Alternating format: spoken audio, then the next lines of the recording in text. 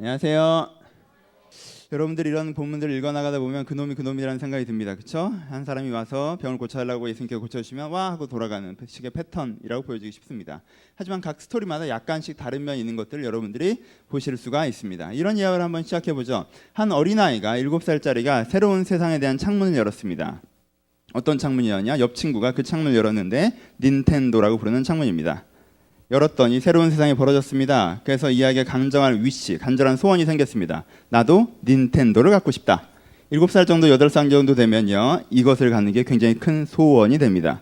이야기가 플랜을 세우죠. 엄마한테 엄마 닌텐도 사주면 엄마가 사줄까요? 안 사줄 게 뻔합니다. 그러니까 이 똑똑한 아이가 계획을 세웁니다. 한 달 뒤에 내 생일이 돌아옵니다. 그 달이 D-Day죠. 그리고 그날까지 나는 내 포인트를 쌓아가야 됩니다. 칭찬 스티커라도 불리는 그 포인트를 충분히 쌓은 다음에 그날 내가 이 닌텐도를 받으려는 소망 가운데 한 달 동안 변화된 삶을 살기 시작합니다. 아침에 일찍 일어납니다. 저녁에 일찍 잡니다.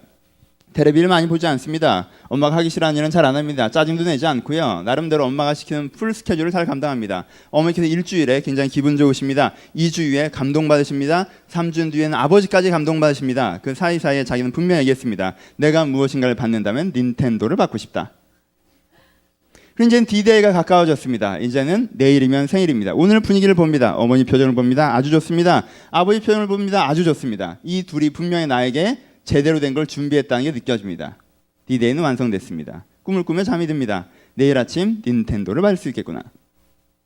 분명히 그 아버지는 감동하셨습니다. 그 어머니도 너무나도 감동하셨습니다. 이 아이가 한 달 동안 변화됐다는 사실에 크게 감동하셨습니다. 다음날 어떤 일이 벌어지느냐? 눈을 뜨자마자 엄마 아빠가 생일 축하를 외칩니다. 서로 안아줍니다. 사랑한다고 얘기합니다. 뭐 순서니까 참아줘야죠. 그 다음에 케이크 들어옵니다. 평소보다 좀 비싼 케이크 들어왔습니다. 이분들이 신경 많이 쓰신 게 느껴집니다. 닌텐도는 확실합니다. 이제 선물이 다가옵니다. 근데 내가 생각했던 것보다 박스가 조금 큰 것 같습니다. 왜 이 회사는 이렇게 박스를 크게 포장할까라는 생각을 했지만 박스를 뜯는 순간 거기에 수학나라와 자연관찰책과 세계문학 전집 풀세트가 들어있는 것을 발견합니다. 아버지가 이렇게 말씀하십니다. 네가 한 달 동안 보여준 모습에 너무나도 감동해서 닌텐도 따위로 네 선물을 준비할 수 없어서 그것보다 3배 더 비싼 80만 원 상당의 풀세트로 준비했다. 그 선물을 받은 이 아이의 기분은 젠장, 백 이렇게 되는 거죠. 어때요? 가끔 경험되는 일입니까? 오늘 중풍병자 얘기입니다. 한번 얘기 들어봅시다. 이 중풍병자가 친구들이랑요 침상에 누워있는 상태로 예수님을 찾아갑니다. 예수님이 병을 치유하신다는 소문을 듣습니다. 찾아갔어요. 근데 이게 웬걸? 이 사람들이 새벽부터 줄 섰나 봅니다. 미어 터진다는 거죠. 그 병을 고친다는 본문에 보면 예수님께서 병을 고치시고 계셨다고 표현되고 있습니다. 그러니까 누가 제일 많이 왔겠어요? 병을 고치러 온 병자들과 그리고 예수는 도대체 어떤 놈인가 보러 온 바리새인들이 그 대중에 줄을 이루고 있었습니다. 바리새인들은 사람들이 이렇게 막 들어가면 비켜줍니다. 그래서 안으로 들어갔습니다. 그리고 나머지 병자들은요 서로 그 집 안으로 들어가고 미어 터지는 중입니다. 근데 중풍병자의 침상을 들고 친구들이 4명에서 6명 정도가 그 뒤에 왔는데 여러분 비켜주십시오. 환자가 지나갑니다. 그러면 앞에서 뭐라고 얘기합니까? 가만히 있어라 나도 환자다라고 얘기합니다. 들어갈 수가 없는 상황이에요. 진입할 수가 없습니다. 마음이 불안해지죠. 예수님은 오늘은 시술을 하시는 게 정확하게 맞지만 내일도 이 마을에 머무르실지는 확실하지가 않은 거예요. 불안해지죠. 어떻게 합니까? 지붕으로 올라갔습니다. 용기 있는 결단이죠. 과감한 결단입니다. 그리고 지붕을 깝니다. 그리고 뭘 내립니까? 그 침상을 내립니다. 여러분 여기서부터 슬로우로 갑시다. 장면을 슬로우로 최대한 천천히 돌려보세요. 상상해 보세요. 예수님께서 설교하고 계시고 치유하고 계십니다. 바리새인들이 서 있습니다. 아주 많은 환자들이 막 줄을 서서 다가오고 있습니다. 근데 갑자기 위에서 부스럭부스럭 소리가 나오더니 지붕이 까졌습니다. 사람들이 다 쳐다보겠죠? 그때 뭐가 천천히 내려옵니다. 봤더니 침상이에요. 그렇죠? 그 내려갈 때 중풍병자 기분을 상상해 보십시오. 이렇게 내려갈 때 지금 내려가 아래에서 웅성웅성한 게 느껴져. 바리새인들은 뭐라고 생각하겠어요? 아 진짜 오버들 한다. 그리고 그 대기 중이던 병자들은 어떻게 생각하겠어요? 저게 새치기 하네? 그렇죠? 얘들은 새벽 6시부터 줄 서서 맨 앞자리에 왔는데 지금 오후쯤이나 오신 분이 옥상 까고 들어오시면 안 되는 거 아니에요? 그리고 이 내려가는 데 있어서 이 사람의 가장 큰 불안감은 무엇입니까? 내려갔는데 예수님께서 그쪽으로 들어오시면 안 됩니다. 다시 줄을 서세요 라고 얘기한다든가, 너는 왜 이런 식으로 지붕을 까고 내려오시냐 라고 얘기한다면, 그렇게 되면 어떡하지라는 불안감과 바리새인들처럼 이런 식으로까지 대중을 흐트리지 말라라고 바리새인들이 책망한다면 어떡할까라는 부담감과 함께 천천히 내려왔습니다. 생각해봐. 친구들이 휙 던지진 않았을 거 아니야. 그렇죠? 그리고 마침내 이 사람이 누워있는 속에서 아래까지 내려와서 시야에 예수님이 보입니다. 근데 표정을 보니까 어때요? 대박. 예수님 표정이, 표정 보면 알잖아. 예수님 감동하셨어요. 이 사람의 믿음을 보신 거죠. 줄을 안 섰다라는 규칙을 보지 않으셨습니다. 지붕을 까냐는 무례를 보지 않으셨습니다. 이렇게까지 나를 찾아오는 이 정성이 참 갸륵하다라는 게 표정에 딱 나타났어요. 그러니까 이 사람 마음 가운데 어때요? 됐다라는 마음이 있죠. 그러니까 어떻게 생각하겠어요? 예수님이 이제 그 앞에 수십 명을 고쳐줬던 것처럼 새치기 한 나도 받으셔서 내 이 중풍병을 고쳐주시겠구나라고 생각하면서 편안하게 자리로 내려옵니다. 근데 예수님께서 뭐라고 말씀하십니까? 좀 살을 붙여봅시다. 이렇게까지 믿음을 가진 네 모습에 되게 감동했다. 그래서 이제까지 오전에 내가 다른 사람들은 병 고쳐줬지만 너는 그것보다 훨씬 더 큰 선물을 받아야겠구나. 그러니까 너는 뭘 받아라? 죄의 사함을 받아라 라고 얘기하셨습니다. 이 말까지 들었을 때 중풍병자 기분은 어땠을까? 지금 천정 까고 내려왔어요. 병 고치려고 왔습니다. 예수님께서 감동하셨어요. 다 좋았어 여기까지. 근데 예수님께서 감동을 지나치게 하셔서 닌텐도를 안 주고 뭘 줘요? 풀세트를 주네. 죄사함을 받으라는 거예요. 그리고 그 다음에 어떻게 하십니까? 그 다음에 죄사함을 받아라 라고 얘기했더니 바리새인들 참나마다 어떻게 죄사함을 받으라고 하느냐고 쑥덕거리니까 예수님께서 갑자기 이 누워있는 놔두 걔네들이랑 뭐하기 시작하십니까? 토론하기 시작하십니다. 왜? 인자가 죄사할 권세가 있느냐 없느냐에 대해서 대화하기 시작하시는 거죠. 여기서 다시 한번 드리게, 그 예수님과 그 바리새인들이 토론하는 와중에 뻘쭘하게 누워있는 중풍병자 기분은 어땠을까? 이렇게 자기는 움직이지 못하고 누워있는데 난 뭘 받았어? 죄사함 받았어. 그리고 누워있는 거야. 그리고는 예수님은 바리새인과 죄사함이 되네 안 되네 그런 얘기를 하고 계시는 중풍병자. 그때 기분 어땠을까? 젠장, 적당히 감동받으시지. 포인트 알겠어요? 여러분들은 어때요? 닌텐도를 생각하고 포인트를 쌓았는데 전집이 들어온다면, 중풍병을 낫겠다고 주를 찾아갔는데 죄사함을 받는다면, 여러분들은 어때요? 여러분들이 지금 예수님께 예수님 절 좀 잘 봐주십시오. 여러분들 제일 신앙 좋을 때가 고3 때고 더 좋을 때가 재수 때잖아. 언제야? 내 인생에 어려울 때, 내 인생에 조급할 때, 내 인생에 필요할 때 something. 예수님 저 이거 필요해요. 제 중풍병이 나아야 돼요. 제 문둥병이 나아야 돼요. 저 이 문제가 해결돼야 돼요. 제발 저를 좀 잘 봐주시고 이 문제를 좀 해결해 주세요라고 예수님께 매달리셨어요. 그랬더니 예수님께 여러분 눈앞에 나타나셨습니다. 아주 온화하고 감동적인 표정으로 네가 이렇게까지 나에게 간절히 기도하다니 너무너무 행복하다. 너무너무 감동적이다. 내가 너에게 큰 선물을 주마. 대입 합격 같은 그런 초라한 선물 아니고 진짜 큰 선물을 주마. 죄사함. 그럼 여러분들 좋아요? 좋아요? 싫어요? 죄사함 받고 죄사함 다음에 중풍병 이거 해결해 주니까 이거 오케이. 죄사함 받았어. 그럼 다음 거 이럴 거예요? 아니면 그거에 감동하시겠습니까? 여러분들은 그렇게 죄사함을 받으라고 하고 얘기하고 바리새인들과 대화를 시작한 예수님의 뒤통수에 대고 젠장이라고 얘기하는 중풍병자는 아닙니까? 이 중풍병자는 안 그랬습니다. 여러분들은 아버지의 큰 마음으로 받아준 풀세트가 아니라 게임기로 왔는데 풀세트가 나온다고 해서 젠장이라고 외치는 크리스찬은 아닙니까? 봅시다. 포인트는 여기 있습니다. 여러분들은 예수님에게, 여러분들은 신앙을 통해서 여러분들의 현상적인 문제가 해결되는 데 집중되어 계십니까? 여러분들의 근본적인 문제가 해결되는 데 집중되어 계십니까? 여러분들은 예수님에게, 여러분들은 하나님에게 여러분들의 현상의 문제가 해결해 달라는 데 집중되어 있습니까? 아니면 여러분들의 본질의 문제가 해결될 달라는 데 집중되어져 있습니까? 예수님은 그의 본질의 문제와 그의 현상의 문제를 구별해서 지적하시고 그것을 순차적으로 해결해 나가십니다. 이런 거죠. 예수님은요, 우리의 현상의 문제보다 우리의 본질의 문제에 더 관심이 많으십니다. 왜요? 현상의 문제는 해결한다 해도 비슷한 문제는 다시 발생하기 때문에 그렇습니다. 본질의 문제가 해결되지 않는 한 그 사람의 현상적인 문제는 반복적으로 발생한다는 것입니다. 그래서 예수님은 우리의 문제에 본질의 문제를 해결하고 싶어 하십니다. 하지만 많은 사람들은 예수님의 우리의 인생의 문제에 본질에 접근하는 것을 그다지 좋아하지 않는다는 것입니다. 이런 식이죠. 예를 들어 봅시다. 예수님 앞에 지금 직장 문제를 갖고 기도합니다. 예수님, 제가 취업을 해야 됩니다. A 회사, B 회사에 합격이 됐는데요. A 회사는 돈을 많이 주는데 일을 많이 시키고요. B 회사는 몸이 좀 편한데 돈을 적게 줍니다. 어느 게 더 좋을까요? 예수님 A입니까? B입니까? 예수님 뭐라고 대답하실까요? 예수님 여러분들에게 뭐라고 대답하셔야 될까요? 예수님 여러분에게 뭐라고 대답하실 것 같습니까?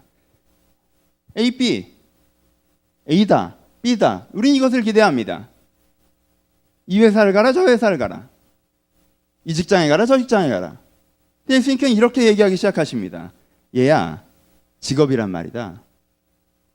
편안한 게 목적이 아닐 수도 있단다. 돈을 많이 주는 거나 시간을 많이 주는 거나 넌 직업을 구하는데 편안함에 대한 기준을 갖고 있는데 노동이란 말이야 라는 얘기를 시작하고 싶어 할지도 모르겠으나 왜요? 여러분 봐요. 돈 많이 주고 일 많이 시키는 데 가면 니들 행복할 것 같아? 돈을 적게 주고 일을 조금 시키는 데 가면 여러분들 행복할 것 같아? 어디에 가나 만족하지 못할걸? 왜? 앞에는 돈을 주는데 쓸 시간이 없고 뒤에는 시간을 주는데 쓸 돈이 없네? 여러분들은 꿈꾸겠죠? 돈도 많이 주고 일도 안 시키는 회사를. 그런 그지 같은 사장이 있는 회사는 곧 망합니다. 일도 못 부려먹으면서 돈을 많이 주는 사장? 개념 없는 사장이에요. 오래 못 갑니다. 될까 그게? 그래서 예수님은 그 얘기를 다시 시작하죠. 노동이란, 직업이란, 인생에서 지금 너에게 필요한 것이란. 그럼 사람들은 어떻게 합니까? 또 잔소리 시작하시는 거예요. 사람 급한 거 모르고. 직업이란, 노동이란, 지금 내가 이 소리 들으려고 하나. 한두 번 듣나? 연애도 마찬가지예요. 예수님 외롭습니다. 얘입니까? 쟤입니까? 얘는 정말 매력 있고 설레는데 말이 안 통해요. 얘는 정말 친구 같고 편안한데 어우 정말 친구 같아요. 얘입니까? 쟤입니까? 지금 전 외로워서 일단 내 인생의 지금 상태도 최선은 A랑 B인데 C는 생각할 거 없고 A, B 정도는 내가 사귀자 그러면 사귈 것 같아요. A한테 대시할까요? B한테 대시할까요? 그럼 예수님은 너한테 뭐라고 그러실까? A다 그러실 것 같아요? B다 그러실 것 같아요? 하나님 내 길을 인도하소서 넌 주님의 뜻에 따라 살고 싶습니다. 여러분들 그러십니까? 하나님 뭐라고 그러실까? 연애란 사랑이란 말이다. 그럼 여러분들 어떻게 반응해요? 또 잔소리한다. 누가 지금 그 얘기 듣지? A냐고 B냐고. 하나님은 맨날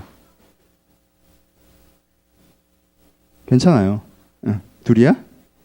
아유 우리 둘이 사랑해요. 물건을 떨어뜨리면 괜찮은데 소리를 지르지 마세요. 오케이 돌아와서 포인트를 알겠어요? 여러분들의 인생의 문제는요 항상 현상의 문제라고 생각하시죠? 피상적인 문제라고 생각하시죠? 지나가는 상황의 문제라고 생각하시죠? 재정 문제가 해결되면 해결될 것 같아요? 관계 문제가 해결되면 해결될 것 같습니까? 취업과 진학의 문제가 해결되면 해결될 것 같아요? 그 문제가 그 전체의 문제의 해결을 갖고 온다고 생각해 보십니까? 고3 때 간절하게 여러분들 진학을 위해서 기도하시고 중보하시고 기도하셨죠? 나름대로 성공한 분도 있고 생각보다 성공하지 못한 부분들이 있을 거예요.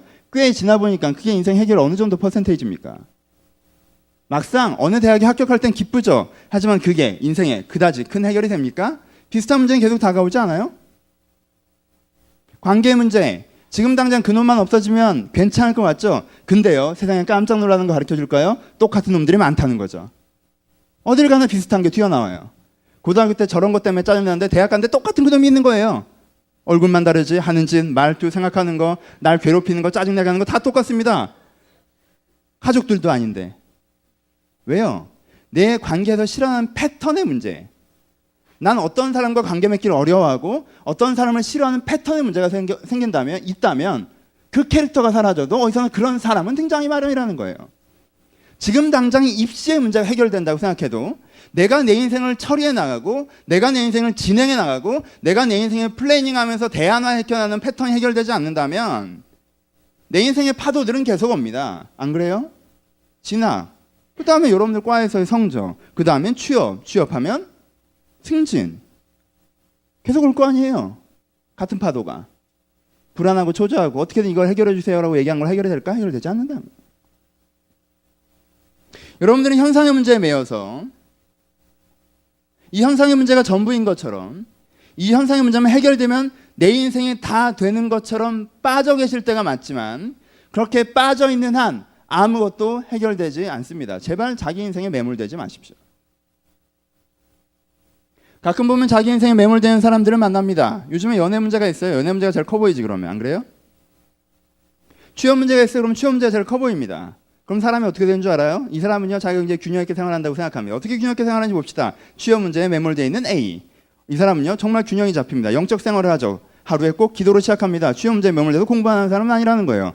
기도 시간에 무릎을 꿇습니다. 그리고 뭐에 대해서 기도하죠? 취업에 대해서 기도합니다. 하나님 꼭 좋은 대학, 좋은 회사 붙여달라고. 하나님 내 앞길 열어줄 걸 확신한다고. 여기가 있는데 어디를 갈까요? 그 다음에 이 사람은요 자기가 해야 될 일, 취업에 준비되는 일은 공부와 업무와 뭐 원서 내는 것들을 하겠죠. 하지만 거기에 빠져있는 사람은 아닙니다. 사람들도 만납니다. 그리고 무슨 얘기할까요? 취업 얘기합니다.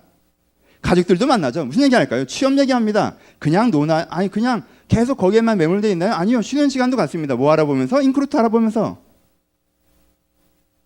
웹서핑도 하고요. 사람들도 만나고요. 자기에 대해서 준비도 하고요. 기도도 한다고 하지만 사실 이 사람은 한 가지 일만 하고 있습니다. 취업. 그래서요. 그 생각 외에 다른 생각은 나지 않습니다. 그렇게 한참 있다 보면요. 그 앵글로만 세상을 봅니다. 여기에 관련된 사람만 반갑고 여기에 관련된 화제에만 관심이 있으며 그것이 아닌 것에는 눈도 잘 가지 않습니다. 그러다 보면 재밌는 거 알아요? 답답해집니다. 지가. 왜? 계속 취업 하고 있으니까. 그러니까 어떻게 하는 줄 알아요? 놉니다. 영화 보고 테레비 보고 오락하고. 다른 진지한 고민할 여지는 없어요. 단지 그 생각에 너무 빠져있다 보니까 답답해서 휴즈. 잠깐 쉬는 시간을 줘야 되기 때문에. 그 정도의 라이프 스타일. 그리고는 하나님께 왜 나의 인생에 일하지 않으시느냐. 주를 믿고 이렇게 간구했는데 응답하지 않으신다. 뭐 블라블라블라블라. 상황에 매몰되어 있는 사람에게 응답이란 없습니다. 걸어 나오세요. 내 인생의 문제가 그 환경의 문제 해결되면 내 인생의 전체 해결되는 그 사고방식부터 걸어 나오지 않으시면요. 인생의 문제 진짜 해결 없습니다. 내가 그 문제에 매몰되어 있고 그 상황에 매몰되어 있어서 내가 진짜 쳇바퀴 돌리듯 기도를 해도 살아를 만나도 그 부분에서만 돌아간다면요. 내 인생의 진정한 해결을 만나기란 요원하는 것입니다. 걸어 나오십시오. 이 문제가 내 인생의 근본적인 문제에 하나의 현상일 수 있다는 걸 기억하셔야 됩니다. 그리고요. 이 사회 문제 해결이 내 인생의 본질적인 해결이 아니라는 것들을 여러분들이 직면하셔야 됩니다. 너무 지루해질지도 모르지만 성경적인 예를 하나 더 들고 마무리를 해봅시다. 이 부분에 대해서는 사울이라는 사람이 있었습니다. 여러분들 알고 있을 거예요. 개념 없는 왕으로 유명하죠. 이 사람이 자기 인생 결정적인 문제, 하나님이 내가 너를 버리겠다고 얘기할 때 어떻게 하신지 아십니까? 하나님이 내가 너를 버리겠다고 얘기했을 때 이 사울은요 사무엘의 옷자락을 붙잡고 그래도 지금 나와 함께 나가셔서 장로들이 나를 멸시하지 못하게 해달라고 얘기합니다. 그가 있었던 시츄에이션이 사무엘이 만약에 그냥 휙 가버리면 당시 정부 지도자들이나 장로들이 사울의 왕권에 문제가 생긴 것이 아니냐라고 의심을 할 수 있는 시츄에이션이었기 때문에 그 상황 하나를 해결해 달라고 사무엘에게 요청합니다. 하나님이 널 버리셨다는 얘기를 듣고서도요. 지금 그게 중요한 게 아니에요. 지금 하나님이 날 버렸다 안 버렸다가 중요한 게 아니라 지금 장로들이 지금 내 이 상황이 해결이 되느냐 안 되느냐가 중요한 거야. 그러니까 아니 버린 건 됐고 버렸어도 이 문제는 해결해 달라고 얘기하는 겁니다. 더 개념 없는 아합이라는 왕이 있습니다. 이 사람 구약 성경에서 나오는 왕들 중에 제일 상태 안 좋은 왕으로 유명합니다. 이 사람 인생에 어떤 일이 일어나는 줄 아십니까? 이 사람이 되게 나쁜 짓을 했어요. 누굴 죽였습니다. 그러니까 하나님이 이 사람한테 내가 널 죽여버리겠다고 그랬어요. 심플하게 얘기하면. 그때 이 사람이 어떻게 하는 줄 알아요? 베옷을 입고요. 천천히 걸어다닙니다. 나 이제 죽게 됐다고 슬프다고. 살려달라고. 나 어떡하냐고. 그래서요. 하나님이 아합을 살려줍니다. 그랬더니 겁나 좋아하면서 또 지멋대로 살았습니다. 그래서 어떻게 죽었는 줄 알아요? 비참하게 마차에 깔려서 죽었고요. 이스라엘 가장 악한 왕으로 기억났습니다. 하나님에게 그 시츄에이션을 해결해 달라고 매달려서요. 그 상황의 해결을 받습니다만은 그 인생의 본질이라는 것은 버림받은 왕이었고 그 인생의 본질이라는 것은 악한 왕이었으며 그 상황에서 해결될지는 모르겠지만 결국엔 더 비참한 상황으로 막닥뜨려지게 된다는 것입니다. 왜요? 이 상황을 만들어낸 자기의 본질을 해결하는 생각은 없었기 때문에 그렇습니다. 아합은 자기가 죽게 되는 상황이 아니라 자기가 죽게 되는 상황이 되는데 몰고 나간 자기의 욕심의 문제, 자기 추구의 문제를 해결했어야 됩니다. 사울은 지금 자기 장로들에게 밉보이는 문제가 아니라 나를 세우셨던 그 하나님이 지금 나를 버리려고 하신다는 그것을 해결했어야 됩니다. 다윗은 어땠나요? 다윗은 하나님이 내가 널 버린다고 했습니다. 그랬더니 어떻게 해요? 하나님 날 버리지 말라고 개망신 당하면서 침당해서 울부짖어서 기도합니다. 자기의 죄를 감추려고 하지 않습니다. 자기의 죄를 가리려고 하지 않아요. 사람들이 자기를 가십거리로 만드는 거, 저 왕이 그 선한 척 다 하더니 뒤에 가서 그런 호박씨 까고 있었다는 그런 이야기들, 그딴 거 지금 다윗에게 중요한 거 아닙니다. 그 상황의 문제는 중요한 게 아니에요. 지금 하나님이 나를 버리느냐 버리지 않느냐가 가장 중요한 거예요. 압살롬이 쳐들어왔습니다. 도망갑니다.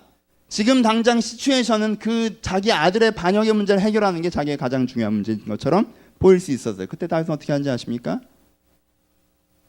지금 그게 중요한 게 아니라 하나님이 나를 세우시면 내가 다시 서겠지만 하나님께서 나를 버리시면 내가 여기서 버림받는다라고 얘기하고 그가 머리를 풀어헤치고 울며 올라갑니다. 하나님 제발 나를 좀 불쌍히 봐달라고.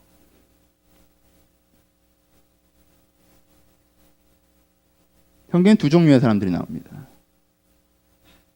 지난주에 얘기했던 그 사람들이죠. 문둥병의 치료를 해줬더니 좋다고 집에 가버린 9사람과 다시 찾아와서 예수를 주로 영접한 한 사람. 오병이의 기적을 열려줬더니 이 메시아가 누구이시길래 이런 기적의 떡을 베푸느냐라고 제자가 된 사람들과 이 사람 잡아다가 왕으로 세우면 우리 먹고 살 고민을 안 해도 되겠구나라고 생각했던 그 사람들. 여러분들은 어떻습니까? 예수가 여러분 인생의 상황의 문제를 해결하는 분입니까? 예수가 여러분 인생의 본질의 문제를 해결하는 분입니까? 물론 둘 다입니다. 하지만요, 본질이 먼저입니다. 갑시다. 그럼 주제. 우리가 갖고 있는 상황적인 문제는 무엇이고 우리가 갖고 있는 본질적인 문제는 무엇이고 거기에 대한 대답은 무엇입니까? 우리가 갖고 있는 상황적인 문제는 여기서부터가 주제예요. 이 앞부분이 여러분들이 좀 잘 안 되는 것 같아서 강조한 거고 이해되죠? 얘들아 날 버리지 마. 나 여기 있어요. 네. 부탁드려요. 되게 감동적이다. 오늘은 여기까지 다 들었구나 라고 하지 마시고 제가 하는 한 설교를 들어주십시오. 우리 가운데 중풍병은 무엇이 있어요? 중풍병의 가장 기본적인 상징은 그것입니다. 몸의 일부가 마비돼서 내 마음대로 움직여지지 않는다는 것입니다. 여러분들이 중풍병자는 아니지만 우리의 삶은 가끔 자주 중풍병적입니다. 어때요? 여러분 인생의 일부가 마비되어서 움직이지 않는다는 거죠. 어떤 부분이 마비되어 움직이지 않으십니까? 여러분의 재정적인 부분이 마비되어 움직이지 않을 때도 있습니다. 돈이 들어야 되는데 돈이 안 들어오는 경우. 참 기가 막힌 경우죠. 내 팔인데 흔들려요. 어떻게 해야 되나? 이 팔을 들고 가야 되는데 아이쿠 내 팔이 아니야. 마비가 와버린 거죠. 반신도 아니라 전신입니다. 내 인생에 마비되는 경우 내 재정 상황을 내가 컨트롤할 수가 없다. 아이쿠. 내 시간을 내가 컨트롤할 수가 없다. 아이쿠. 내 감정을 내가 컨트롤할 수가 없다. 아이쿠. 내 마음, 내 생각, 내 의지를 내 생각대로 컨트롤할 수가 없고 마비되어 버린 상황. 그래서 내 인생이 지멋대로 흔들려 버리는 상황. 이게 중풍병적인 인간의 내면을 표현합니다. 문둥병의 경우들과 약간 같은 부분과 다른 부분이 있는데 중풍병은 특별히 마비 자체에 집중되어져 있습니다. 여러분들의 사지 육체가 붙어 있으나 그것에 대한 통제력을 잃어버린, 여러분들에게 삶이 있으나 거기에 대한 통제력을 잃어버린 것이 우리의 현상적인 문제라는 것입니다. 그렇죠? 여러분들도 때때로 중풍병자입니다. 통제력 없는 것들, 의지박약. 내 상황, 내 감정, 내 생각, 내 마음대로 잘 안 되는 거. 가끔 그러세요? 자주 그러세요? 자주 그러십니까? 항상 그러십니까? 항상 그러십니까? 왜 그러고 사십니까? 만약에 내 인생이 대부분이 내가 마비가 와서 누워있는 침상에 누워있는 중풍병자처럼 내 감정이 내 마음대로 흘러가지 않고 내 생각이 내 생각대로 흘러가지 않고 내 의지가 내 의지대로 흘러가지 않고 내 환경이 내 환경대로 흘러가지 않는다면 여러분들은 어느 정도 영적으로 중풍병자라고 표현될 수 있습니다. 잘 되십니까? 여러분들의 감정의 흐름이 그러지 원키를 아는데 지멋대로 뛰어다니는 감정 위에 올라타지 마십시오. 그건 야생마 위에 올라타는 것 같죠? 어리석은 짓입니다. 어느 순간 여러분들은 떨어지고 그 감정이 여러분들을 짓밟을 것입니다. 의지도 마찬가지고 생각도 마찬가지입니다. 여러분들이 조절할 수 없는 생각에 빠져서 나는 이젠 턴다운 하고 싶은데도 생각이 끊어지지 않고 계속 꼬리에 꼬리를 물고 풍선처럼 늘어나는 그런 생각 속에 빠져 계신다면 그 풍선 타고 어디로 가 날아가 버릴 것입니다. 여러분들의 생각과 여러분들의 마음, 여러분들의 감정, 여러분들의 의지가 마비 상태가 아니라 조절되는 상태에 계십니까? 여러분들이 혹시 이런 마비를 경험하셨다면 여러분들에게는 이 중풍병의 현상적인 문제가 있는 것입니다. 그럼 이 중풍병의 현상적인 문제는 어떻게 해결합니까? 중풍병 자체로도 해결할 수 있습니다. 때때로 재정적인 마비가 온 우리에게 하나님께서 돈을 주십니다. 정서적인 마비가 온 우리에게 위로해 주십니다. 의지적인 마비가 온 우리에게 세임을 주십니다. 지성적인 마비가 온 우리에게 깨닫게 하시고 인도하십니다. 하지만요, 이건 일회적이고 단편적인 해결입니다. 진정한 해결은 무엇입니까? 진정한 해결은 죄사함이라고 합니다. 내가 이런 마비가 오는 가장 기본적인 이유는, 이런 중풍병적인 상황이 오는 가장 기본적인 이유는 내 죄 때문입니다. 다른 표현으로는 무엇입니까? 내가 내중심적으로, 내 생각으로, 내 가치로, 내 계획으로만 플래닝하고 하나님을 신경 쓰지 않고 하나님을 듣지 않고 하나님을 모르는 채 내가 내 인생을 살아가는 그 현상 중에 하나가 중풍병이라는 것입니다. 그래서 이 사람에게 중풍병의 문제를 해결해도요, 이 마비의 문제를 해결해도요, 이 사람이 이 죄의 문제를 해결하지 않는 한 다른 문제가 발생합니다. 앉은뱅이의 문제가 발생하든가, 눈 먼 것의 문제가 발생하든가, 문둥병의 문제가 발생하든가, 그 사람에게는 또 다른 문제가 발생한다는 것입니다. 그래서요, 이걸 해결해 줘봤자 이걸 해결하지 않으면 해결이 안 되는 것입니다. 오늘 당장 정서적으로 불안정하십니까? 하나님께 여러분들을 안아주는 것처럼 느껴지셨어요? 마음이 편해지셨습니까? 그럼 내일은? 그럼 한 달 뒤엔 뭐가 바뀌죠? 뭐가 해결되죠? 여러분들 돈 필요하셨습니까? 기도하셨어요? 하나님께 놀랍게 주셨습니까? 축하드립니다. 그럼 다음 달엔, 1년 뒤엔 뭐가 바뀌죠? 오른쪽이에요? 왼쪽이에요? 이 회사를 들어갈까요? 쟤랑 사귈까요? 하나님께 응답해 주셨습니까? 축하드립니다. 그래서 뭐가 바뀌죠? 여러분 인생에, 여러분 자신이란 사람에게 뭐가 바뀝니까? 아무것도 바뀌지 않습니다. 진창에 빠졌던 발 하나 끌어낸다고 내 인생이 바뀌는 건 아무것도 없다는 것입니다. 진창에 박혔던 발 하나를 끌어낸 이후에 그럼 내가 어디로 가야 할지, 어떻게 가야 할지, 그것이 있어야 내 인생이 바뀌는 것입니다. 죄사함이라는 것은 무엇입니까? 죄사함이라는 것은 성경적인 의미에서 죄는 자기중심성이라는 걸 반복적으로 말씀드립니다. 내 생각에 가득 차서 내 생각으로만 판단하고 살아가는 그 인간이, 그 인생이 하나님의 계획에 따라서, 하나님의 뜻에 따라서 따라가기 시작하는 것. 그럼 그 인생에 뭐가 생겨요? 방향이 생기죠. 그 인생에 뭐가 생겨요? 공급이 생기죠. 그 인생에 네거티브하게 문제가 생기면 그 문제를 제로로 해결해 주는 것이 아니라 파지티브하게 그럼 내 인생이 어떤 방향으로 가야 되는지가 보인다는 거예요. 그게 죄사함입니다. 중풍병자가 맞은 전집 세트고요, 풀 세트입니다. 닌텐도와 비교할 수 없는 그 인생을 바꾸는 대안이라는 것입니다. 우리에겐 이것이 필요합니다. 결론 갑시다. 문제는 무엇인가? 문제는 간단합니다. 여러분들이 죄사함을 받기 원하지 않는다는 거죠. 그런 선물을 주면 쓰레기 취급합니다. 이런 거 말고요, 중풍병 고쳐주세요. 네 죄를 사하셨다, 그런 거 말고 지금 나처럼 좀 나를 따뜻하게 안아주세요. 네 죄를 사하셨다, 그런 거 말고요. 오른쪽이냐고 왼쪽이냐고요. 이렇게라도 한 놈은 조금 나은 놈입니다. 대부분 어때요? 그냥 지멋대로 삽니다.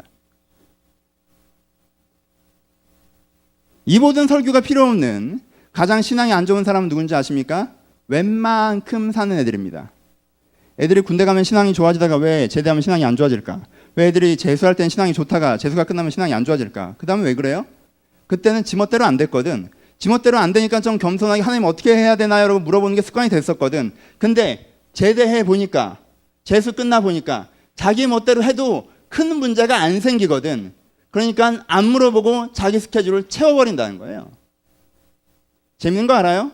그래서 군 생활에는 인격적인 성장과 재수 때는 삶의 변화와 인격의 질감의 변화들이 있는데 막상 지가 채워버리는 그 시간들에 인간이 안 변해요. 왜? 안 물어보거든.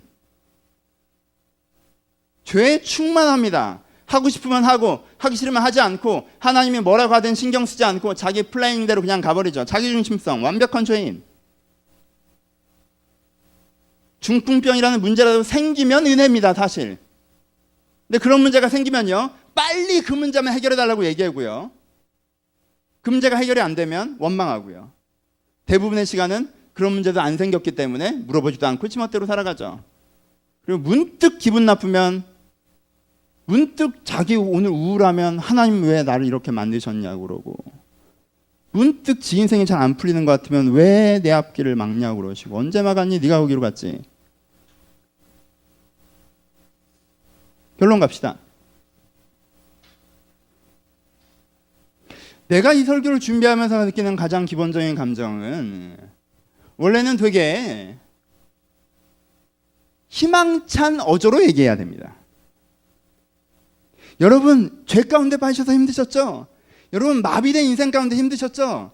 여러분, 여기에 대답이 있습니다. 예수가 그걸 해결할 수 있습니다. 예수가 그걸 해결할 수 있는 걸 믿으세요. 예수는 진짜 그걸 해결할 수 있습니다. 라는 굉장히 희망찬 어조로 얘기해야 마땅합니다.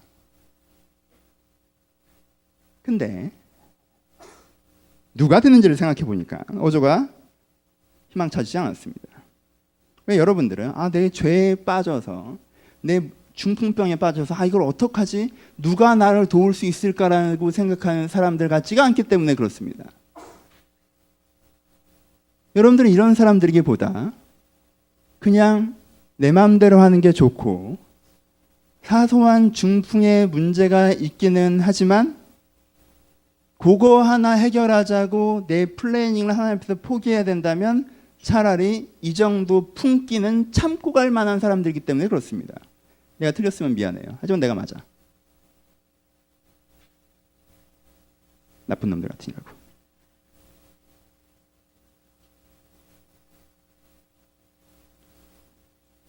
여러분들은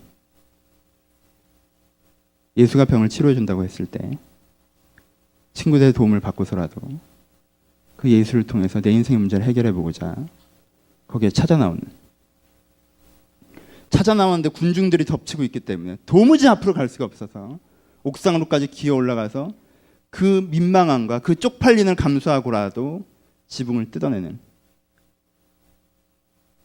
그렇게까지 예수로 말미암아 내 인생의 문제를 해결해 보고자 하는 그 간절함이 있으십니다. 여러분들이 살만하지 않을 때는 오히려 그런 간절함이 좀 있었는데, 좀 살만하셔서 그런 간절함 없이 그저 지내고 계시지 않습니까? 두 가지로 마무리합시다. 여러분, 정신 좀 차리십시오. 그대로 살면 안 됩니다. 지금 당장 괜찮으니까 웬만하다 생각하지 마세요. 그렇게 품기 참아가면서 마비 벌써 왔는데 내 감정 컨트롤도 안 되고 시간 컨트롤도 안 되고 의지 컨트롤도 안 되면서 상황 컨트롤도 안 되면서 마비 벌써 왔는데 어떻게든 내가 재활 훈련하면 될 것처럼, 의지를 발휘하면 될 것처럼 잘할 수 있다고 스스로에게 얘기하며, 그리고 이렇게 사는 게 그다지 어떠냐고 얘기하며 살다 보면 좋은 날이 있을 거라고 생각하는 그 삽질을 멈추십시오. 살다 보면 좋은 날 없습니다. 그렇게 사는데 무슨 좋은 날이 있겠습니까? 그 삽질을 멈추셔야 좋은 날이 오는 것입니다. 제발 예수께 여러분의 인생에 내 자의적인 플래닝과 내 자의적인 의사결정과 내 생각만으로 내 인생을 살아가는 대부분의 것들을 내가 판단해버리는 그것들을 해결하시고 하나님의 생각으로, 하나님의 마음으로 내 인생을 다시 한번 채우시고자 하는 그 열정을 가지십시오. 이 중풍병자의 열의를 가지십시오. 대충 내가 해보려고 하다가 문제 심각하게 만들지 말고 이 열의를 가지고 예수가 내 이 근본의 문제와 현상의 문제를 해결할 수 있다는 확신을 가지고 예수 앞으로 나아가십시오. 한번 무릎 꿇어봤더니 잠만 오더라 이러지 마시고 나아가 보세요. 해결해보고자 하세요. 두 번째, 예수가 진정 그걸 해결하십니다. 여러분들이 너무너무 많이 읽었을 이 중풍병자 본문은 여러분들이 어떤 의미에서는 단순하게 믿기만 한다면 엄청난 선물을 줄 수도 있는 본문입니다.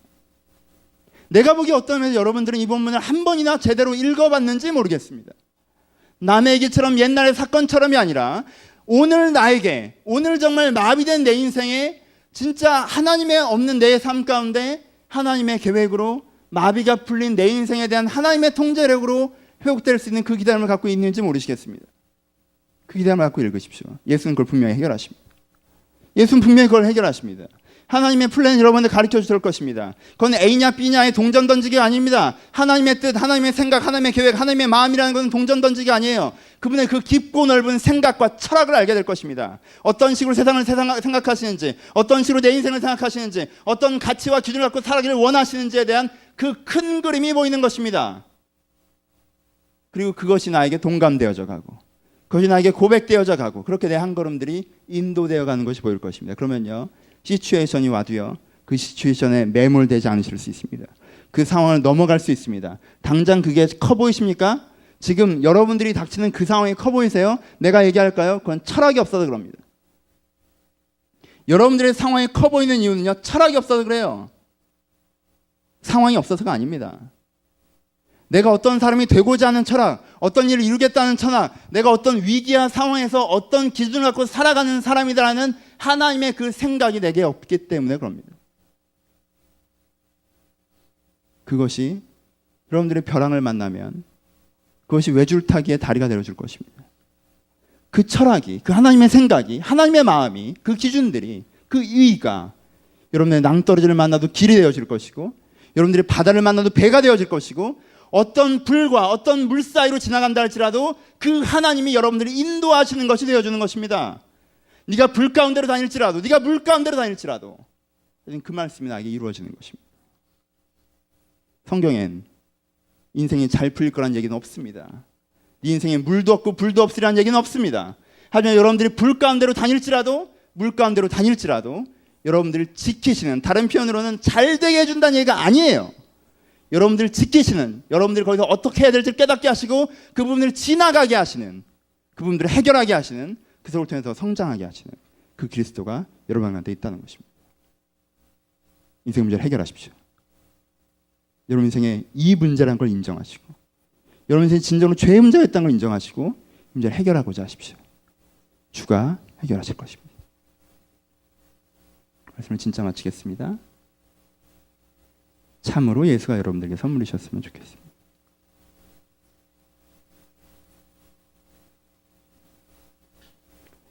맨 처음에 했던 어린아이 얘기는 사실 각색된 제 얘기입니다. 저는 나이 들어 보일까봐 얘기를 각색했는데 로봇 태권브의 변신 로봇을 갖고 싶었습니다. 정말 나이 들어 보이죠? 젠장 괜히 했다. 몇 년도일까? 내가 74년생이니까 84년도 정도일까? 그때 저희 어머니께서 문학전집을 사주셨습니다. 정말 젠장. 태권부인 어디로 가고. 근데요, 전 그걸요 수십 번 읽었습니다. 내 인생에 가장 재미있을 때가 아니라 가장 지루할 때, 정말 할 일이 없으면 그걸 읽었어요. 얼마나 힘들었던 시대입니까? 인터넷도 없고 컴퓨터도 없고 오락기도 제대로 없던 시대였으니까 할 수 없이 그걸 읽었죠. 어떤 의미에선 나에겐 출발이 아니었냐 생각합니다. 문학을 꿈꾸는, 글을 읽고, 책을 좋아하고, 말을 잘하는.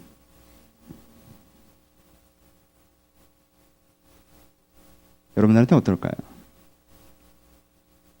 하나님은요, 여러분이 생각하는 것 이상의 선물이십니다. 닌텐도 정도가 아니라, 내가 오늘 기도했는데 하나님이 날 안아주는 것 같았어. 그 정도 말고, 그것도 좋죠. 좋아요. 나도 기뻐요. 펑펑 울잖아. 안아준 것 같을 때. 가끔 이렇게 말씀으로 확 오실 때가 있잖아. 하나님 사랑한다고 했더니 나도 이런 거 막 들리는 것 같을 때. 진짜 있구나 막 울고 막. 하지만 그게 뭐. 여러분 그런 하나님의 작은 선물들에 만족하지 마십시오. 여러분들이 받은 선물 리스트가 정말 내 장난감통에 여기서는 자동차, 이거는 로봇, 이거는 비행기 이런 장난감통에 잡동사니처럼 쌓여있는 그런 게 되지 않게 하십시오. 하나님께 받은 선물 리스트가 이때 한번 안아주셨고 이때 얘랑 만나지 말라고 하셨고 얘랑 만나라고 했는데 지금 왜 그러시는지 지금도 모르겠고 이 회사를 붙여주셨고 이런 식의 잡동사니 덩어리가 되지 않게 하십시오. 하나님의 선물 리스트는 하나님께 여러분들이 주는 가장 큰 선물은 여러분들의 죄의 문제, 여러분 인생의 기본의 문제, 여러분들의 방향의 문제, 여러분들의 모든 생각과 사고방식의 문제, 그리고 그로 말미암아 구성된 삶의 문제를 해결하시는 것입니다. 이 거대한 선물을 받으십시오. 그때 그 선물이 내 인생을 다시 조성했다고 얘기할 만한, 네가 죄사함을 받으라. 죄사함을 받으라는 말과 네 침상을 들고 걸어가는 말 중에 뭐가 더 쉽겠느냐? 하지만 예수께서는 얘기하십니다. 침상을 들고 걸어가는 말이 니들 듣기엔 훨씬 더 어렵게 들리고 죄사함이라는 말이 되게 말로는 쉽게 들릴지 모르겠지만 침상을 들고 걸어가는 그 선물은 내가 지금 이 아이에게 준 죄사함이라는 선물에 비하면 작고 별거 아닌 선물이라는 거예요. 추가 같은. 여러분들의 인생에 중풍병이 해결됨도 있을 것입니다. 하지만 이 시간은 죄사함을 구합시다. 주님, 내가 내 생각에 가득 차고 내 계획에 가득 차서 하나님의 그 생각이, 하나님의 그 소리가 들리지 않는 이 죄를 용서하소서. 내가 내 생각대로 이미 다 판단하고 이미 다 결정하여서 하나님이 무슨 얘기를 해봤자 그걸 갖고 내가 같이 판단해버리는 이 죄를 용서하소서. 네, 제발 내가 하나님의 생각과 마음을 좀 더 듣게 하시고 그걸 좀 깊이 알게 해달라고. 내가 그것을 알고자 하게 해달라고 구하시면 주실 것입니다. 부유한 여러분들의 마음을 내려놓으시고 하나님의 생각으로 회복되는 시간이길 소원합니다.